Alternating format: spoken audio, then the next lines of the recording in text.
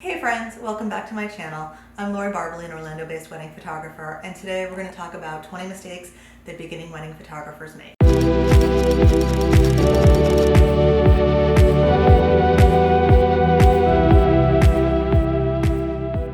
One of the biggest mistakes I've seen new wedding photographers get into is getting a bad case of GAS. GAS stands for Gear Acquisition Syndrome. And it doesn't just happen to photographers that are early on in their career, it happens to photographers throughout their career. They see a new piece of gear that comes out, or they see a photo taken by someone and they see that it was taken with such and such lens and they have to have it. But in reality, we only need a certain amount of gear while we're shooting weddings. Yes, you want to have backups of your camera bodies, you want to have backups of your lenses and backups of your flashes and your batteries and things like that. But you do not need every single lens that Canon or Nikon or Sony puts out to photograph a wedding. And by spending all that money on lenses, you are eating into your profits. So try to avoid getting a case of GAS and keep more money in your pocket. The second mistake I've seen photographers make is thinking the wedding day is all about them. Yes, wedding photos are an important part of the wedding day because they are pretty much the only thing other than the marriage that's left after the wedding day is over, but they shouldn't dominate the day. Your couple paid for the event. They've got family, friends visiting, people they probably haven't seen in a while. They want to be able to spend time with their guests and relax and have fun and enjoy the event.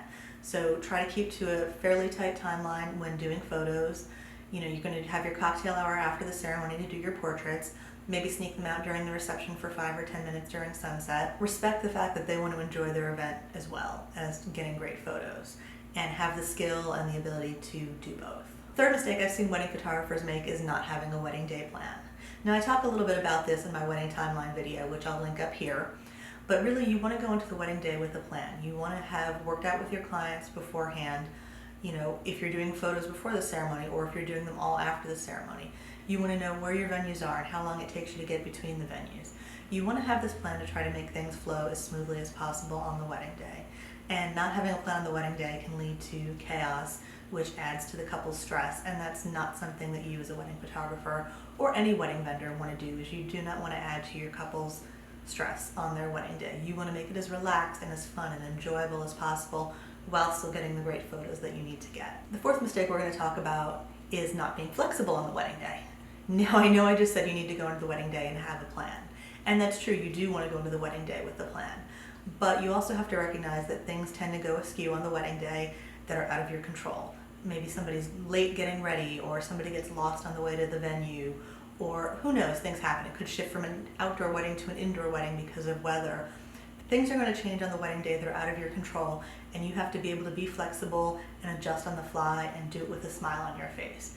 Because odds are good if things are changing on the wedding day, your client's already stressed about it, and you, like I said before, you really do not want to add to that stress. You want to be the smiling voice that says, hey, it's cool, we'll make it work, it'll be great, I'm not worried about it, and just kind of roll with those punches. Fifth mistake I see a lot of photographers make is being too timid on the wedding day. Now, like I said before, the wedding day isn't all about you, and you don't want to make it about you. But especially while you're doing the family group photos, you need to be able to be assertive, be loud, be organized, and corral the family and get them organized in the way that you need them in a limited amount of time. So you need to be able to be friendly but assertive. You can't be very timid or shy or retiring. And I've noticed this a lot when I've hired second shooters. They get around those group photos and family and they're like, bride's mom, and no, hey, bride's mom, where are you at? Bride's mom, okay, cool, we need you over there for the photos. And a lot of times I'll say, hey guys, the sooner we get through these, the sooner you guys can go to cocktail hour and enjoy the party. And that tends to motivate people. So be able to be loud and assertive in a very pleasant sort of manner, and just don't fade into the woodwork. Later, when you're doing candids, yes, that's when you fade into the woodwork. The next mistake we're going to talk about, I think it's number 6, is not having backup gear. If you're shooting a wedding and you only have one camera body and that camera body breaks, you're screwed. Your client is screwed, and that's not okay. You never want to shoot a wedding with less than 2 camera bodies. Those camera bodies should have dual card slots so you have redundant images. You need to have more than one lens in case, God forbid, you drop your lens and break it. You need to have multiple flashes. All of these things are essential to, giving the clients what they need and deserve on their wedding day. If a piece of your gear breaks on the wedding day, it should be fluid and flawless, and your client should have no idea, and the quality and quantity of their images shouldn't suffer at all. Speaking of gear, that leads me to the 7th mistake that a lot of beginning photographers make, and that is not knowing how to shoot flash. Now I'll admit, I fell into this trap early in my career as well. I was a natural light wedding photographer. And that's great for the ceremony if the ceremony's outdoors and for the formals, but what happens when you get inside to the reception and it's dark? As a wedding photographer, being able to shoot flash, and especially off-camera flash, is an essential skill to have. So if that's not something that you're familiar with or know how to do, it's up to you to educate yourself on that and learn how to do that and practice it at home, practice it with friends. The more you shoot with flash, the more comfortable you get with it and the better you get with it. So practice makes perfect, and keep practicing and educating yourself on using flash until you know how to do it comfortably. The 8th mistake I see a lot of beginning wedding photographers have is not having a contract. And this is so bad on so many levels. Contract does a number of things. It lays out the terms and conditions of payment, including your non-refundable retainer. It lays out what happens if the client decides to cancel their wedding. It lays out, how long it takes you to turn around the images for the client after the wedding. It lays out what happens if you're sick and you can't work the wedding. And that's maybe a whole nother video that we can talk about what happens if you get sick and you can't do a wedding on the day of. Working with a contract lawyer to create a wedding photography contract is expensive, and I know a lot of beginning photographers don't have that kind of money that they want to spend. So I recommend the Law Tog, and that's thelawtog.com, and she has wedding photography contract templates available for purchase. And it's a really great way to have a contract, have one that is legally binding and that is going to protect you in a number of eventualities that may or may not happen. So having a contract is a must for a photographer. The 9th mistake that I see a lot of beginning wedding photographers make is not setting expectations. For the most part, your couple is probably getting married for the first time and they've never planned a wedding before. So they don't know how long it takes for you to send them their edited images after the wedding. Adding to that confusion is the fact that every photographer has different delivery times. So you want to set expectations with your client. You want to talk about how long it takes you to get them their images after the wedding. You want to talk about how many images they get after the wedding. If they get prints, if they get an album. You want to go through all of these things in advance of the wedding with your client, and you want to have them in the signed contract so they know exactly what to expect and they can refer back to the contract if they have any questions about that. Setting clear expectations with your couples from the beginning prevents you from having unhappy clients later. And we've made it to the halfway mark with mistake number 10. A big mistake that I see a lot of beginning photographers make is that they don't have backups of their images. And this is another essential thing, because if you lose the client's wedding day images, there's a good chance you're going to get sued, or at the very least you're going to have to return all of the money they paid you to photograph their wedding. So you always want to have images in at least 2, preferably 3 places. I use 2 external hard drives, and I keep a full set of images on each hard drive, and then I also keep the images on the card until I've delivered the gallery and the images to the client. A lot of people also use a cloud backup copy of images. So there are a number of ways you could have multiple copies of the image. Does it cost you a little bit more to have multiple sets of images? Yes, you are going to pay more for hard drive storage and things like that, but it saves you money in the long run, because if you only have images on one hard drive and that drive gets corrupt, it could cost you several $1,000s to recover the images on that drive. And there's a chance they may not even be recoverable, which is going to cost you more money in having to refund the client.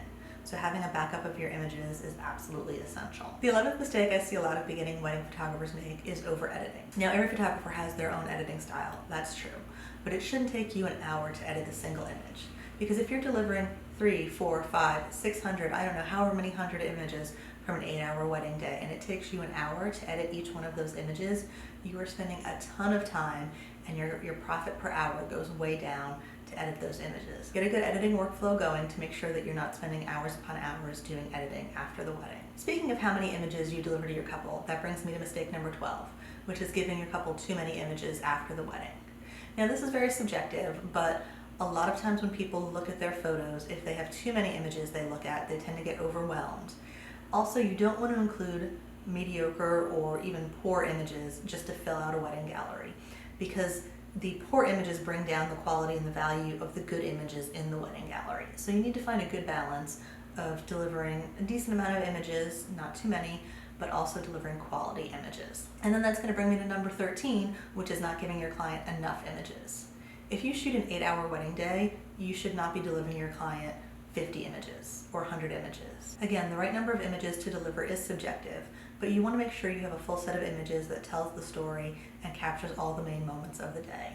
I tend to deliver probably somewhere around 50 images per hour of wedding coverage, maybe a little bit more. I tend to really overshoot the dancing and try to make sure that I get at least one photo of each of the guests dancing, as well as one candid of each of the guests kind of sitting at their tables and things like that. So that tends to fill out an album, and that fills out the wedding album in a good way that's not overwhelming to the couple. They like seeing, each of the guests that were at their wedding and having photos of them and having that memory. So mistake number 12, mistake number 13, don't deliver too many images, don't deliver too few images. Hard balance to strike, very subjective, but it's important to kind of find that middle ground and that happy medium for yourself and your clients. Mistake number 14 is taking forever to get your images to your client. And this kind of goes back to over editing. If you're delivering 800 images and it takes you an hour to edit each image, it's going to take you 800 hours to edit a wedding, and it's going to take you forever to get those images back to the client. Your contract should spell out how long after the wedding you'll deliver your images to your client, and you need to meet that deadline, if not exceed it. My typical contract says 6 to 8 weeks to get the couple their images, and I usually deliver wedding images in less than a month. And if editing is something that overwhelms you and bogs down your workflow, maybe it's something you should consider outsourcing. We get really busy here in Florida from September through March. That's our big wedding season, and I a lot of times will outsource my editing during that time, because I will have at least one wedding every weekend. Some weekends I will have 2 or 3 weddings, and that's just a lot of editing to get done regardless of how long it takes me. So a lot of times I will outsource the editing to make sure that I can meet my deadlines for the clients that I've promised them. While we're on the topic of editing, mistake number 15 is changing your editing style dramatically. Clients book you to photograph their wedding based on the work they see on your website portfolio or your Instagram portfolio or wherever they've seen your work in the past.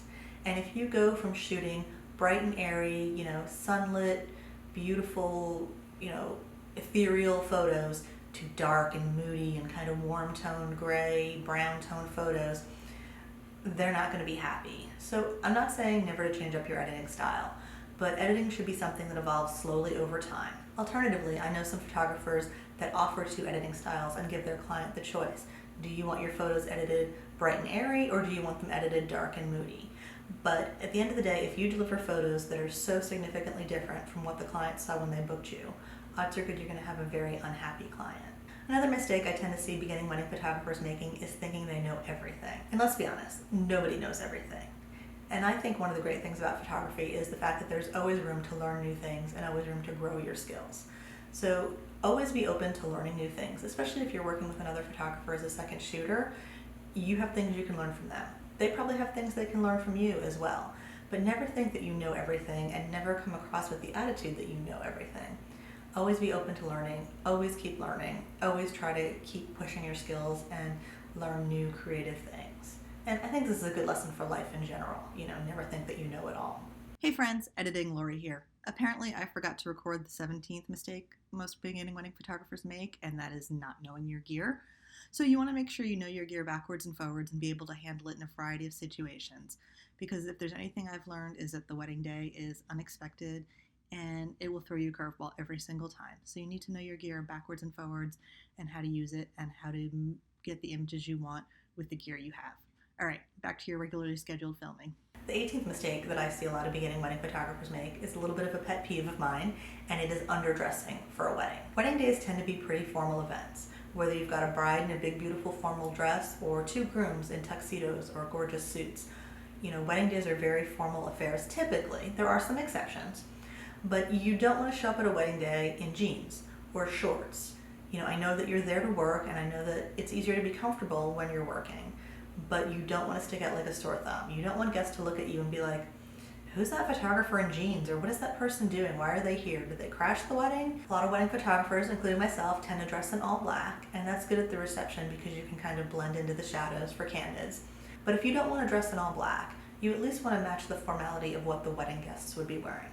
Now, I'm not saying you need to wear a cocktail dress and high heels, or a suit, although I do know some photographers that do wear those things. But nicely tailored trousers and a button-down shirt or a pretty blouse are all nice ways that you can be dressed up and still be comfortable while you're shooting. I know some female photographers that photograph weddings in dresses, and I simply can't imagine doing that because I am not exactly the most graceful or ladylike person. And a lot of them do wear, bike shorts under their dress so they don't end up inadvertently putting on a show, but that's just not something I'm comfortable with. So I tend to wear black pants and a blouse and very comfortable shoes. The 19th mistake I see a lot of beginning wedding photographers making is forgetting about the details.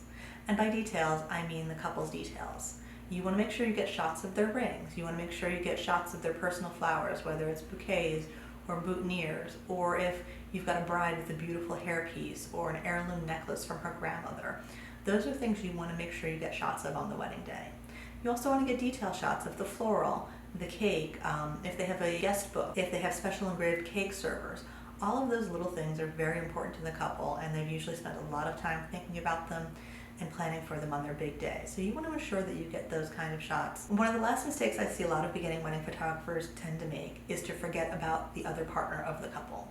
Now, a lot of times if you have a bride-groom relationship, the bride tends to be the center of attention, and photographers will spend a lot of time photographing the bride and less time photographing the groom. Even with same-sex couples, I've had one member of the couple who is less keen to have their photo taken and tends to let their partner shine and do their thing. And that partner tends to enjoy having their photo taken. And it's easy to want to focus on the partner that does like having their photo taken. But you don't want to overlook the partner that is less keen to have their photo taken. You know, both partners in the couple are equal, and you want to make sure you give them equal coverage. So whether it's in their portraits or in the detail shots that you do of their personal items, you want to make sure you give both partners equal coverage and equal attention. Everybody wants to feel special on their wedding day, and nobody likes being ignored or overlooked. So make sure you give both members of the couple equal attention.